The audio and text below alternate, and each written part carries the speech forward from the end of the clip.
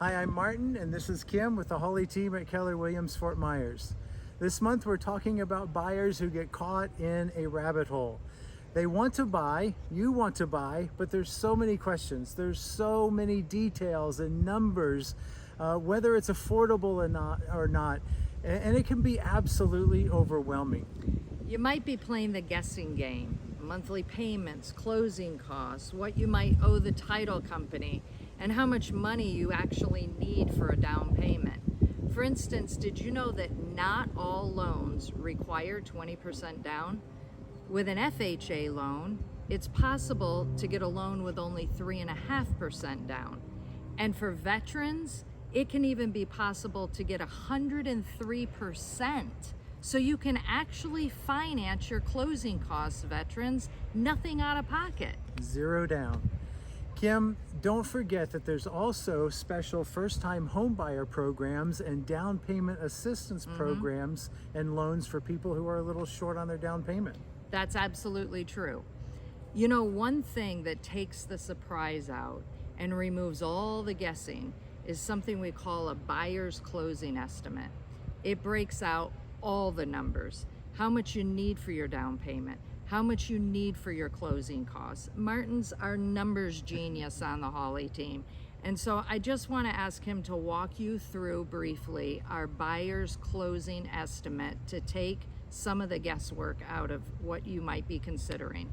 In the buyer's closing estimate, there's 6 major components of it. First of all, the primary charges and credits, the prorations and adjustments, the loan charges, the government recording and transfer charges, you can't get away from paying the government, the title charges, and miscellaneous charges.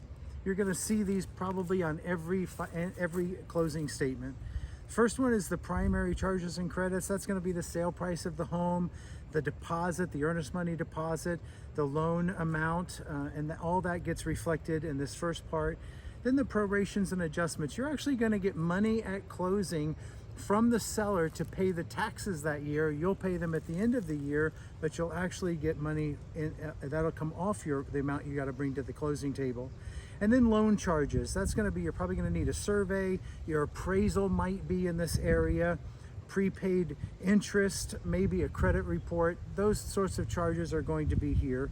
And then the government recording and transfer fees. The good news is in Florida, in Lee County at least, the seller usually pays the doc stamps on the deed, but you also have doc stamps on the mortgage, and you have intangible taxes on the mortgage. The mortgage ones you have to pay. You also have to pay the recording fee, which is really cheap on the deed and the mortgage and the note, and so you'll record that. That's usually under $20 each. Then you'll have title charges. If you have a loan, if you don't have a loan, you don't have any of these charges, but you'll have title, lender fees, lender endorsement. You'll have, those are pretty reasonable usually. And then the lender's title policy, which is $25, it's not too much usually. And then the settlement fee to the title company. If you're paying cash, that doesn't exist at all. Not in our county, but if you're not paying cash, then you'll have a fee to the title company, usually $400 to $600, somewhere in that range.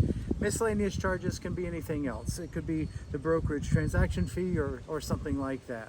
So let us help you take the guesswork out of the decision.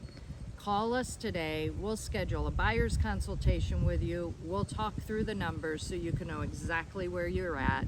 And I think at the end of the day, you'll still realize what we continue saying this year. It's better to be paying your own mortgage than to be paying your landlord's mortgage for him. So give us a call today. We're happy to talk to you.